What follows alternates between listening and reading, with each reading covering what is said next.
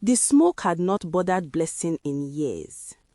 She could not even remember the last time she noticed it, the way it rose from the coal pot every morning, curling around her face, settling into her hair and her clothes, until she smelled of it even in her sleep. It had become part of her, the way the calluses on her palms had become part of her, the way the small wooden stool she sat on from 6 in the morning until 8 at night had become part of her.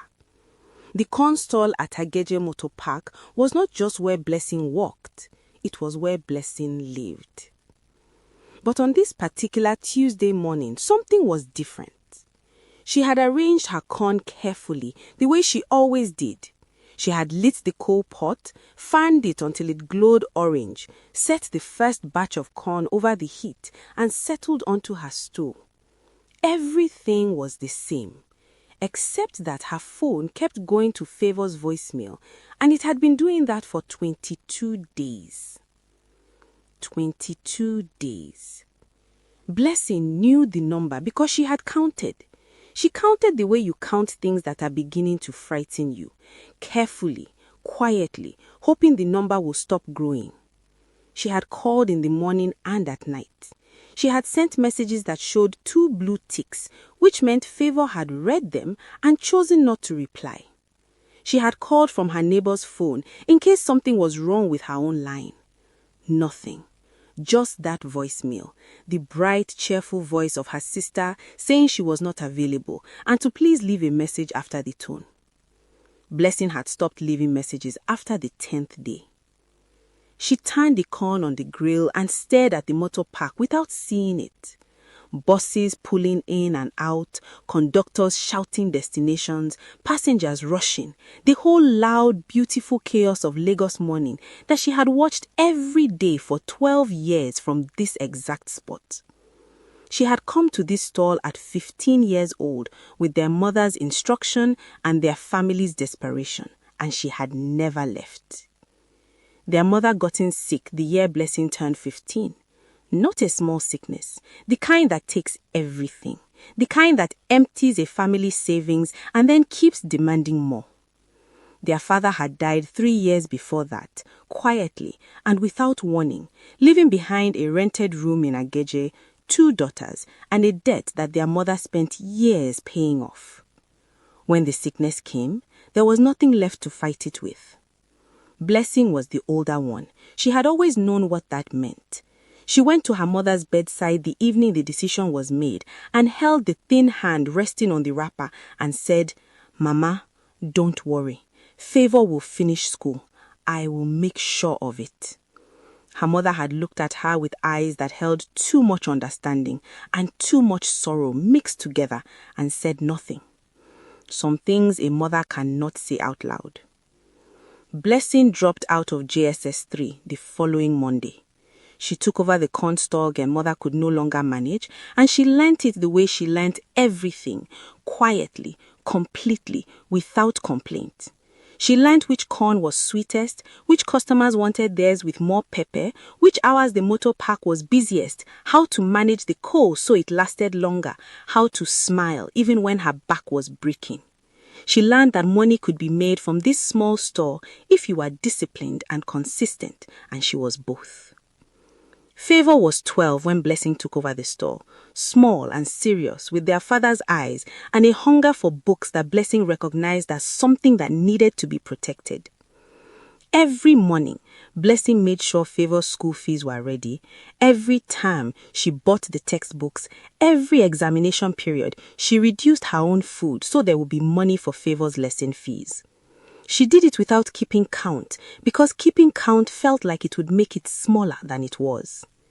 Favor was bright, genuinely, effortlessly bright, the kind of student teachers remembered, the kind whose name appeared on notice boards, the kind who made the investment feel obvious and right.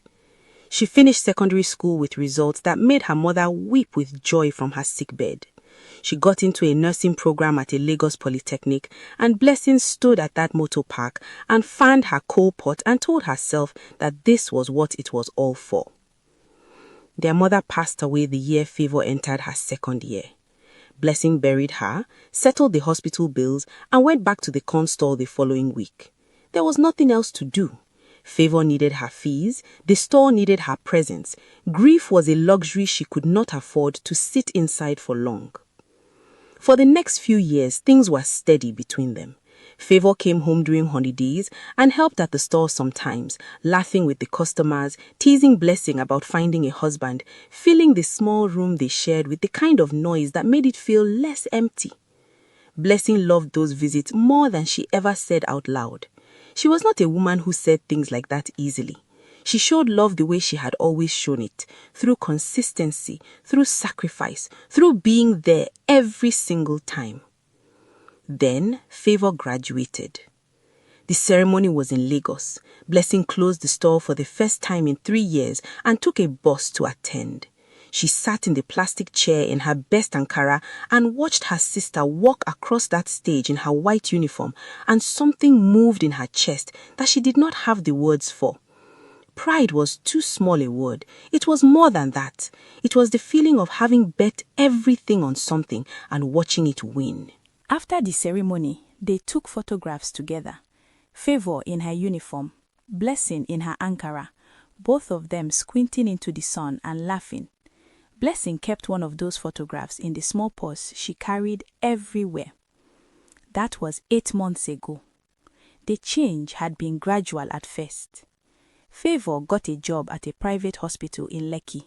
She moved into a shared apartment with colleagues. Her world expanded quickly.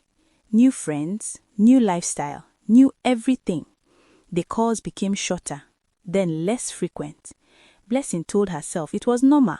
Her sister was building her life. She was busy. This was what success looked like from the outside. But 22 days of silence was not busy. 22 days of silence was a decision. Blessing turned her corn again and looked at her phone screen. Nothing. She made up her mind quietly the way she made all her decisions. She called her neighbor, Mrs. Tayo, and asked her to watch the store for a few days. She went home and packed a small bag, one change of clothes, her toiletries, the photograph from the graduation ceremony. She counted the money in her envelope. It was her feeding money for the rest of the month. It was enough for a bus ticket to Lekki and back with very little left over. She bought the ticket. The bus ride took 3 hours.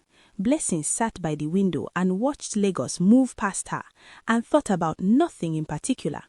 She was not angry. She was not preparing a speech. She just wanted to see her sister's face. She wanted to make sure she was okay. She wanted to understand what 22 days of silence meant so she could stop counting. She found the address from an old message Favor had sent months ago, a nice estate in Lekki Phase 1, the kind of street that told you immediately that the people living there had arrived somewhere. Blessing stood at the gate with her small bag and gave the security man her name and said she was there to see her sister. The man called upstairs. There was a pause that lasted slightly too long. Then he said she could go up. Blessing climbed the stairs to the 2nd floor and knocked on the door of flat 4B. She heard voices inside, laughter, music playing softly, the sounds of people having a relaxed afternoon. She knocked again. The door opened. Favor stood in the doorway in a beautiful loungewear set, hair done, face glowing, looking like exactly the life she had built for herself. Behind her, Blessing could see the inside of the apartment, tasteful furniture, flowers on a side table, 2 other young women sitting on a couch with glasses in their hands, looking over curiously. For one moment, Favor's face did something complicated. Then she stepped outside and pulled the door behind her. Not wide, not welcoming, she pulled it almost close and stepped into the corridor and said, "Blessing, what are you doing here? You should have called first." Blessing looked at her. "I have been calling for 22 days, she said. "You have not picked up once." Favor glanced back at the door. "Look, this is not a good time. I have people over. Your people," Blessing said quietly.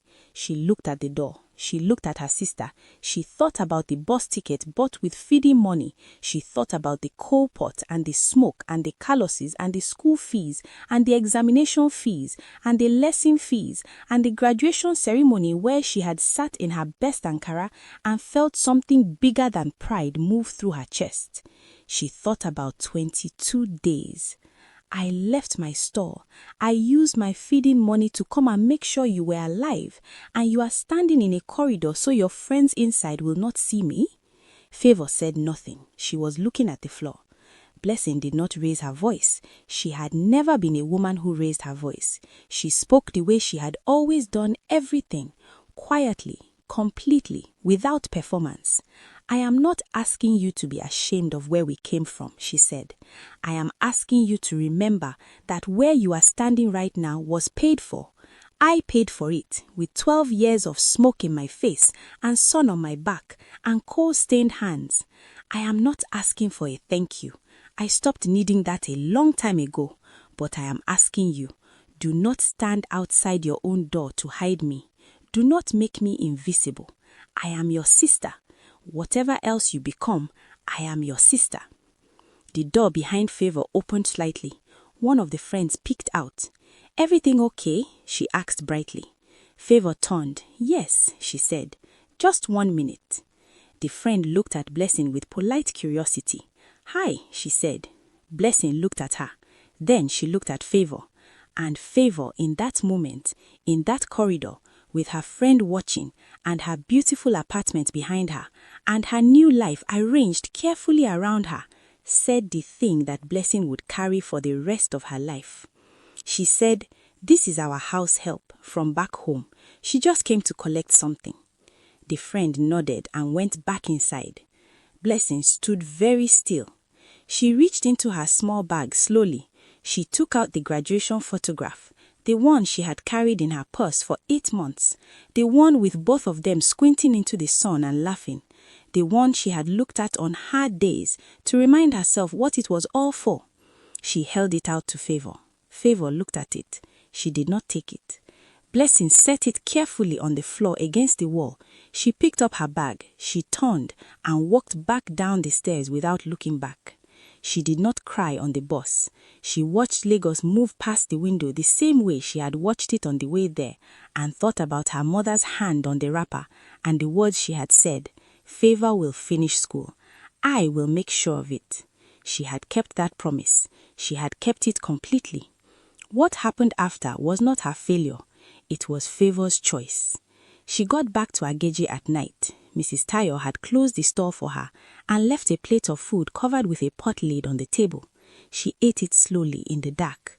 Then she washed her plate, set out her things for the next morning and went to sleep. She was back at the store by 6 a.m. The coal pot glowed orange. The smoke rose and curled around her face. The motor park began its daily noise. Blessing arranged her corn and settled on her stool and opened for business like she had done every day for 12 years. 3 months later, a woman came to the store with her daughter, a serious-looking girl of about 14, who was helping her mother carry things from the market. The girl watched Blessing walk with curious, focused eyes. Blessing noticed her and asked if she was in school. She said yes, but that her mother could not always afford the fees. Blessing looked at the girl for a long moment. Then she told her mother to bring her fees balance. She paid it, fully, without being asked twice. The mother wanted to prostrate. Blessing wouldn't let her. She just turned back to her corn and said, "Make sure she studies." That was who the corn stall had made her. Not bitter, not broken, not hardened, generous, quietly, stubbornly, impossibly generous, even after everything, especially after everything. As for Favor, her story did not end in that corridor, but that is a chapter that belongs to her conscience. And from what people say, it has not been a quiet chapter at all. The hands that fed you do not forget what they carried, and neither does God. He keeps the most careful account of all.